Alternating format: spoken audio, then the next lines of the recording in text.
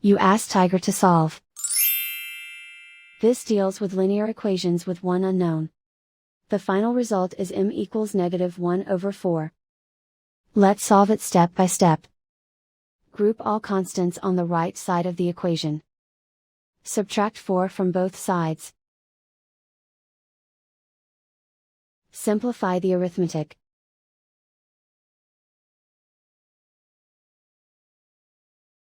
Isolate the m. Divide both sides by 16. Simplify the fraction. Find the greatest common factor of the numerator and denominator. Factor out and cancel the greatest common factor. And so the final result is m equals -1/4.